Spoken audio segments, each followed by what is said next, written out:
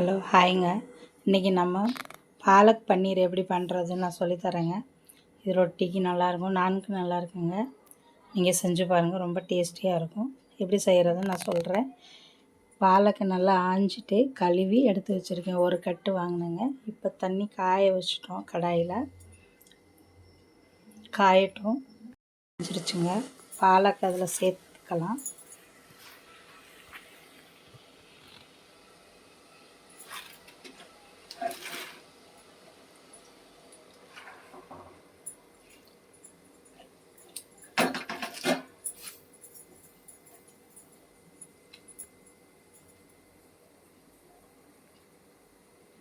நல்லா ஒரு கொதி வரட்டுங்க. நல்லா நம்ம தண்ணியில் போட்டு எடுத்தாதாங்க கீரையோட கலர் மாறாமல் இருக்கும். அதனால தான் தண்ணியில் போட்டு எடுக்கிறோம். இப்போ ஓரளவுக்கு வெந்துருச்சுங்க. இப்போ எடுத்து தண்ணியை வடிச்சிட்டு ஜில்லுன்னு தண்ணியில் போட்டுக்கோங்க. நார்மல் தண்ணி. இப்போதைக்கு தண்ணியில் போட்டு எடுத்த பாலக்கை கீரையை நல்லா அரைச்சி எடுத்துக்கலாம். தண்ணியை வடிச்சிடுங்க நல்லா.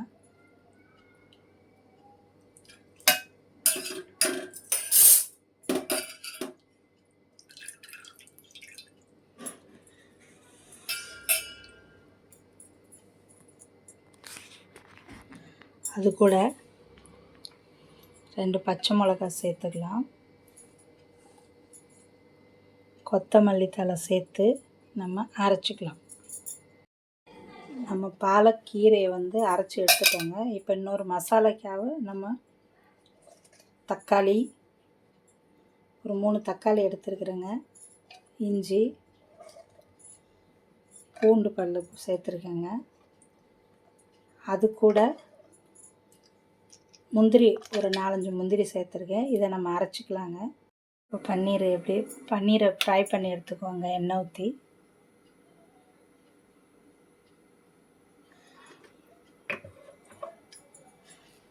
நல்லா எண்ணெய் காயட்டும்.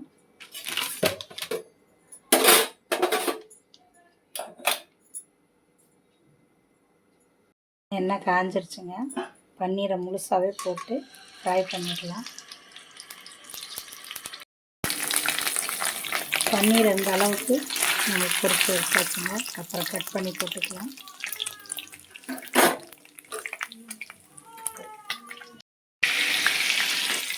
பன்னீர் வறுத்த எண்ணெயிலேயே கொஞ்சம் பட்டர் சேர்த்துக்கலாங்க. இப்போதைக்கு தாளிக்கிறதுக்கு சீரகம், பட்டை, 2 கிராம்பு, ஒரு ஏலக்காய் சேர்த்துக்கலாங்க.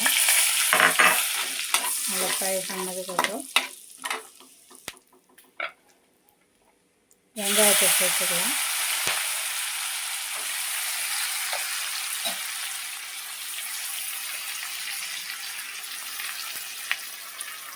நல்லா வதக்கிக்கலாங்க. நல்லா ப்ரௌன் ஆகிற வரைக்கும் நல்லா வதக்கி எடுத்துக்கோங்க. வெங்காயம் நல்லா வதங்குதுங்க. நல்லா வதங்கணும். நல்லா ப்ரௌன் கலராக ஆகிடும். இப்போது வெங்காயம் நல்லா வதங்கிருச்சுங்க.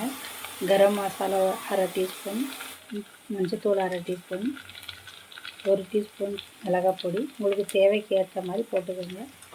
எண்ணெயில் போட்டுக்கோங்க.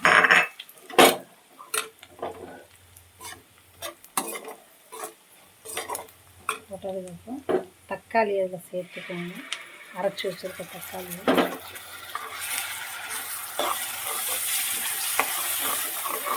நல்லா வதக்கிக்கோங்க.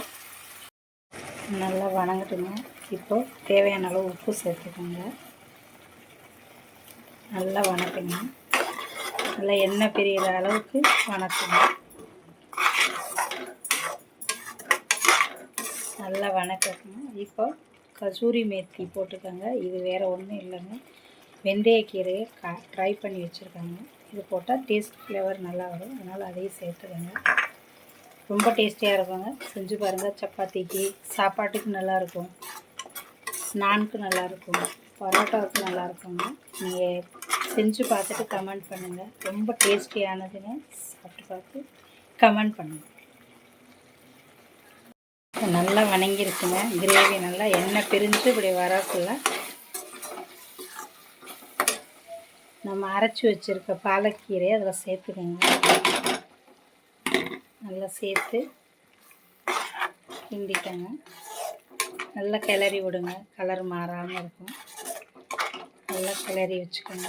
நல்லா கொதிக்கட்டும். அந்த கழுவின தண்ணியையும் நம்ம அதில் சேர்த்துக்கலாங்க. கொதிக்கட்டும் நல்லா.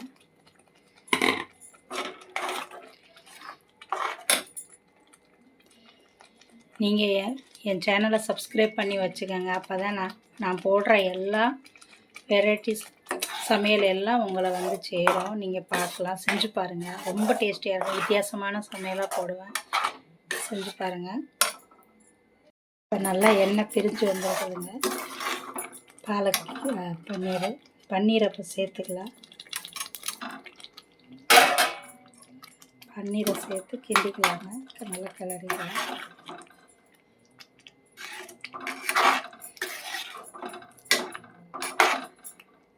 நல்லா கிண்டிக்கிட்டு வேக விடுங்க. கொஞ்சம் ஓரளவு கொதிக்க விடுங்க. இப்போ நம்ம ஒரு தாளிப்பு போட்டுடலாம். இன்னொரு அடுப்பில் கடாயை வச்சுக்கலாம். இப்போ ஒரு ஸ்பூன் நெய் சேர்த்துக்கலாம்.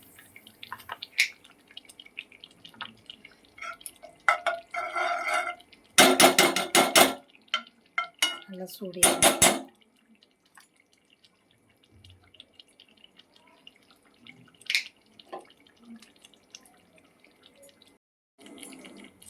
நெய் சூடேறிச்சுங்க. பூண்டை சின்னதாக நறுக்கி போட்டுக்கோங்க. நறுக்கி போட்டு நல்லா வணக்கிக்கலாம். நெய்யிலே வணக்கிக்கோங்க. நல்லா வணங்கிட்டு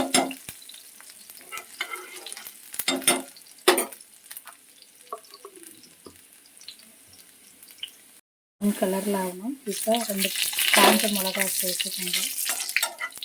வெறும் ஃப்ளேவருக்கு தாங்க. எடுத்து நம்ம பன்னீர் கிரேவியில் ஊற்றிக்கலாம்.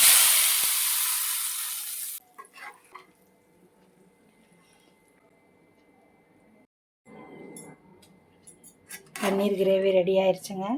செஞ்சு பாருங்கள். என் சேனலை சப்ஸ்கிரைப் பண்ணி வச்சுக்கோங்க. அப்போ தான் நான் போடுற வீடியோஸ் எல்லாம் அவங்கள வந்து சேரும்.